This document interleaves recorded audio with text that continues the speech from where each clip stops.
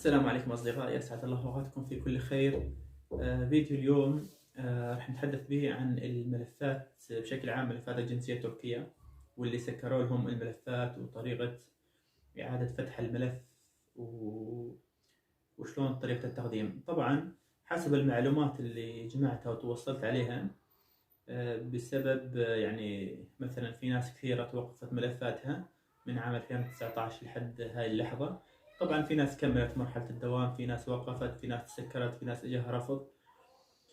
أنا توصلت النتيجة إنه اللي قام يرفع دلكتشة مشان حل قصة تسكير الملف. اليوم مثلا أنا سكروا لي الملف، طبعا الحل المتعارف عليه نروح على إدارة الهجرة نقدم دلكتشة، نقول إنه البوليس لما اجى علي على البيت ما كنت موجود، كنت بالجامعة، كنت بالشغل، من هاي الأمور نخبرهم.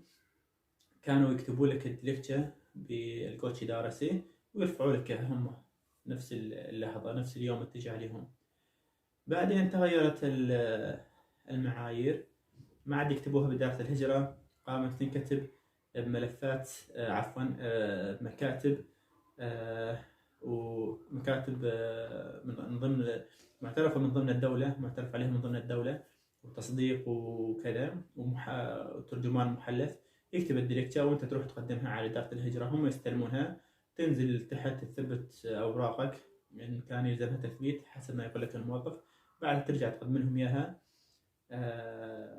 تقدم الورقة أو الديركتشة ومعاها مثلا أورنجي بلقيسي، تقدمها وياخذون ملفك. تجي بعد شهر، شهر ونص تراجع، او احتمال يراجعونك البوليس. احنا كل الدليكتش هاي ليش رفعناها؟ مشان شنو؟ بس عبارة انه البوليس يتأكد من انه انت لسعك بالبيت او بالادريس اللي انت مسجل فيه ضمن الادريس المتعارف عليه، او ضمن ادريس ادارة الهجرة. هذا بخصوص الملف اللي بخصوص الملف اللي تسكر.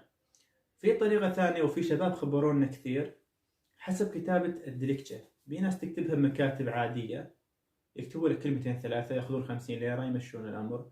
احتمال يجيك موافقة، احتمال كبير يجيك نفس الطريقة يقول لك اجى رفض. هي ما نعرف خلف الكواليس هي طلعت الأوراق على الأنقرة ولا من ضمن الولاية تم رفض الدلكتشة. والأفضل تقديم الدلكتشة بالشكل الصحيح عفوا، وهي تقديمها عن طريق البتتة، ترفع على أنقرة فورا.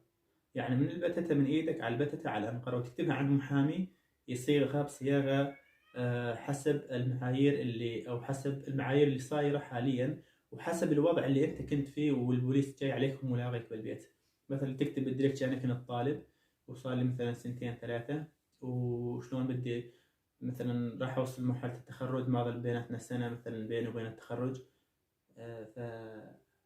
فالأمر هذا ما يصير، وأنا راح أتخرج وبدي أمشي أموري رغم أن اسمي نازل من سنتين. حسب ما أنت نازل اسمك، من أنت نازل حسب. أغلب الشباب كان نازل اسمها من سنتين، من سنتين ونص، ويجيها تسكير للملف بسبب شنو؟ يقول لك البوليس اجاك على البيت وانت ما انت موجود.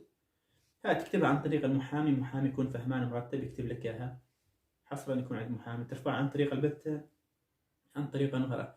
هسه ليش احنا خبرناكم قلنا لكم طريقتين، عن طريق البتة وعن طريق إدارة الهجرة. إدارة الهجرة فيها شك، يعني ما نعرف، ولكن نقول فيها شك. ليش؟ لأن احتمال يجي الرفض وين؟ من ضمن الإدارة، من ضمن الولاية، يحط لك الأوراق على جنب ويقول لك هاي اجتها رفض وخلاص، أو احتمال ما تقلب. شغلة ثانية، الأوراق اللي تنطلق من البتة أو تنبعث عن طريق البتة تصل إلى أنقرة، من هناك يعني يحركون الملف، يبعثون اسمك من جديد على ولايتك اللي ساكن فيها. شوفوا تحققون من هذا الأمر، يعني بدل ما أنه يجي على إدارة هجرة فرعية يروح على إدارة الهجرة الرئيسية أفضل، يجي الأمر من هناك أفضل، من أنقرة أفضل، كل شيء من أنقرة أفضل. طبعا حسب هذا ما توصلنا عليه، انه تقديم الدلكتشة لحالك وعن طريق محامي يكتب لك اياها، طبعا عن طريق البتة تقدم الدلكتشة وتبعثها على أنقرة. افضل ما انك تقدمها على الجوتش إدارسي. طبعا تحدثت مع شخص اليوم وقال صديقي قدمها بهذا الشكل وعند محامي ورفعها على البتتا وجاء فتح ملف من جديد ما شاء الله.